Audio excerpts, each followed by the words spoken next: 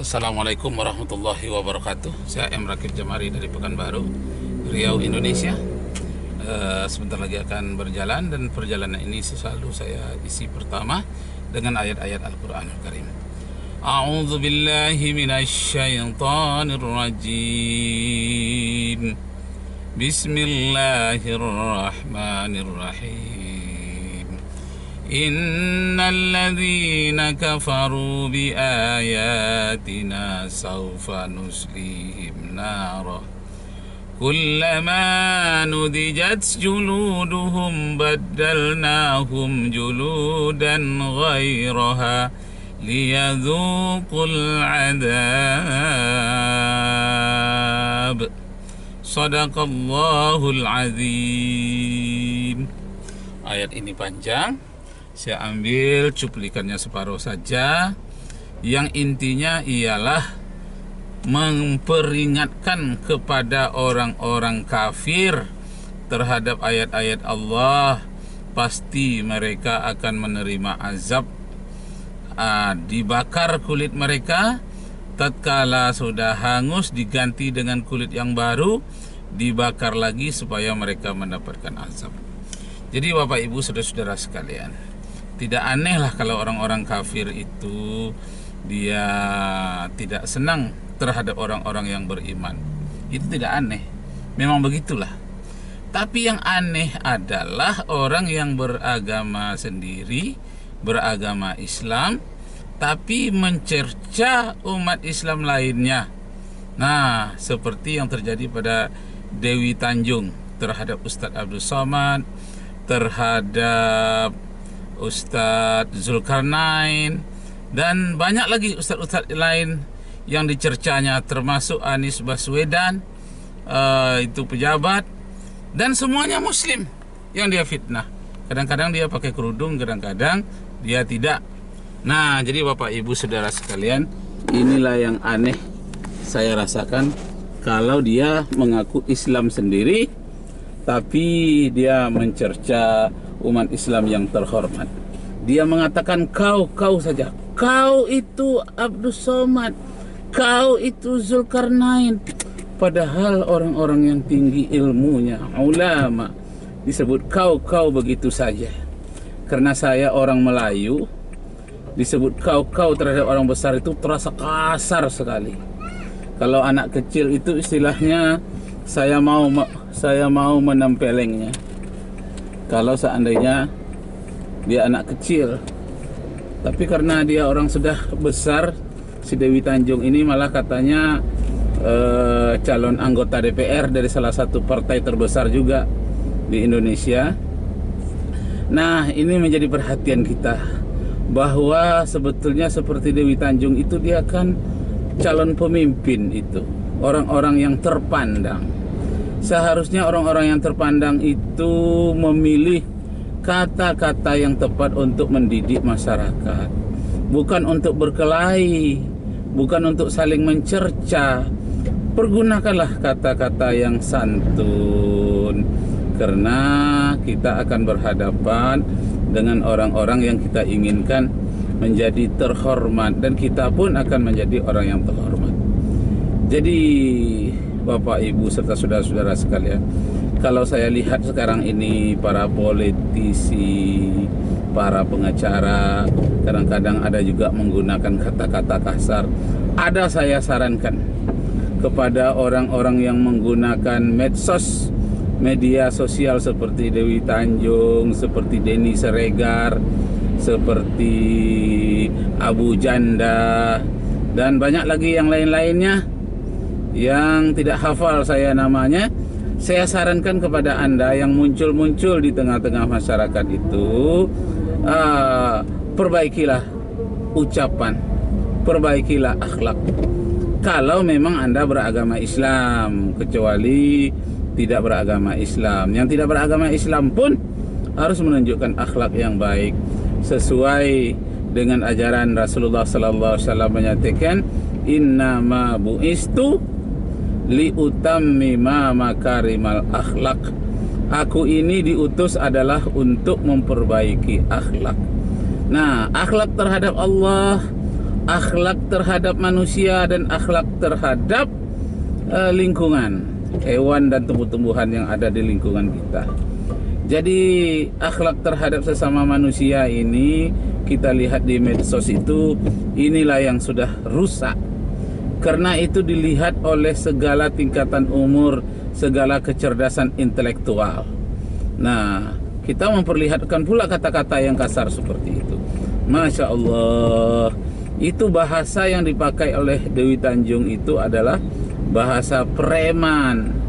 Dan kemudian ada lagi Juli Caniago yang tinggal di Amerika, yang selalu menghujat Islam. Bahasanya juga bahasa preman. Itu bahasa seperti itu tidak layak muncul di media sosial. Karena media sosial itu sifatnya mendidik, akan didengar oleh setingkat umur, semua tingkat intelektual, dan seluruh lapisan beda suku, beda bangsa. Seluruh dunia akan menontonnya. Nah, karena itu Bapak Ibu, saudara-saudara sekalian, adik-adik saya, para remaja, coba belajar kita mengucapkan kata-kata yang baik. Kenapa? Apa yang baik kita ucapkan itu justru akan kembali kepada diri kita sendiri. Ungkapan yang baik akan kebaikan itu juga yang akan datang kepada kita. Kita mengucapkan kata-kata yang jelek itu pula lah yang akan datang kepada kita. Karena itu ungkapkanlah kata-kata yang baik. In kana khairun fa khairun, jika selalu mengucapkan yang baik-baik, ya dapatnya yang baik-baik. In kana syarrun fa syarrun, jika selalu mengucapkan yang jelek-jelek, ya jelek-jelek juga. Ungkapan siapa itu? Apakah ahli hikmah, Ali bin Abi Thalib, atau itu hadis? Tapi saya temukan memang di dalam satu ungkapan buku tentang buku Akhlakul Karimah, saya temukan ungkapan seperti itu. Nah, Bapak Ibu saudara-saudara sekalian, akhlak inilah sebetulnya tali penghubung antara orang yang berbeda agama agar bertoleransi. Berdasarkan akhlak itulah seorang tukang becak bisa berdiskusi dengan seorang profesor yang berbeda tingkat umurnya, kalau ada akhlaknya. Dengan ada akhlaknya inilah orang-orang kaya konglomerat bisa bercanda gurau dengan orang-orang miskin yang melarat. Mereka saling membantu. Jadi akhlak itu, nah ini dicontohkan oleh Nabi Muhammad sallallahu alaihi wasallam.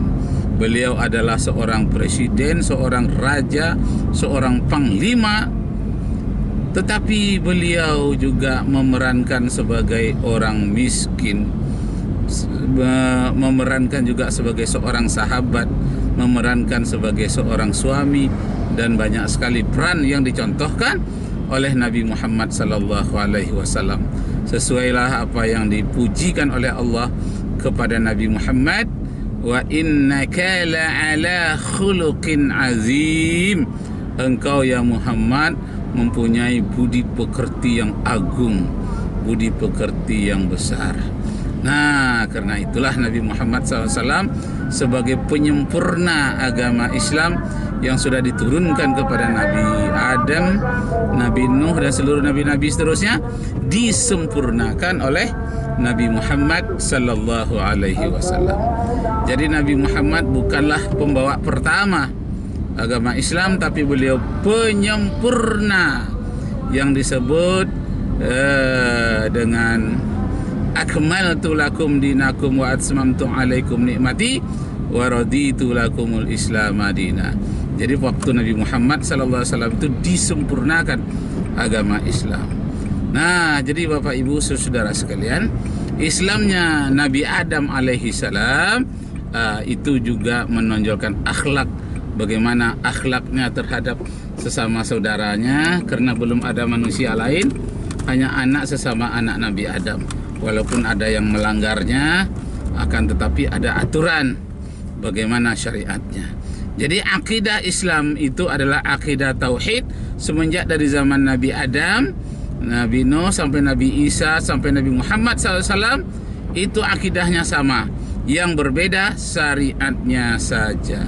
Syariat itu bisa berubah, bahkan menurut keadaan waktu dan zaman. Ada kaidah usul fikih mengatakan taghayyurul hukmi bitaghayyuril azmani wal amkan. Berubahnya hukum disebabkan oleh karena perubahan tempat dan perubahan waktu. Nah, jadi Bapak Ibu serta saudara-saudara sekalian, syariat bisa berubah. Umpamanya syariat di zaman Nabi Musa alaihi salam itu zakatnya 10%. Di zaman Nabi Isa alaihi salam menurut ketentuan Taurat Injil juga 10%. Tapi zakat waktu Nabi Muhammad sallallahu alaihi wasallam sampai akhir zaman itu 2,5%. Nah, itu syariatnya. Kemudian syariat waktu Nabi Sulaiman alaihi salam, Nabi Daud itu jumlah istri tidak terbatas. Sehingga Salomo atau Nabi Sulaiman itu istrinya sampai 1.000 orang. Di dalam kitab kisah para rasul, kitab raja-raja. Di dalam kitab Raja-Raja 11 ayat 3, Salomo punya istri 700 dari para budak, dan 700 itu dari orang-orang bangsawan. Punya 1.000 istri. Kalau Daud punya 100 istri. Karena memang syariatnya pada waktu itu tidak membatasi. Tetapi waktu syariat Nabi Muhammad sallallahu alaihi wasallam dibatasi paling banyak 4. Nah, itu bunyinya di dalam surat An-Nisa ayat 3. Surat An-Nisa ayat 3.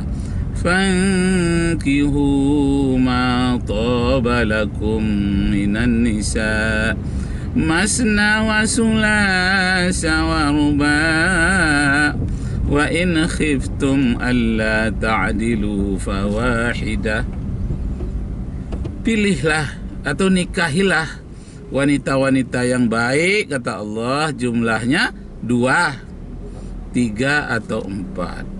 Akan tetapi jika hidupmu miskin, kamu tidak bisa berlaku susah, berlaku adil, cukup 1 saja. Wa in khiftum alla ta'dilu fawahidah. Nah, inilah syariat yang berubah menurut keadaan zaman. Itu mendapat tuntunan dari Allah Subhanahu wa taala.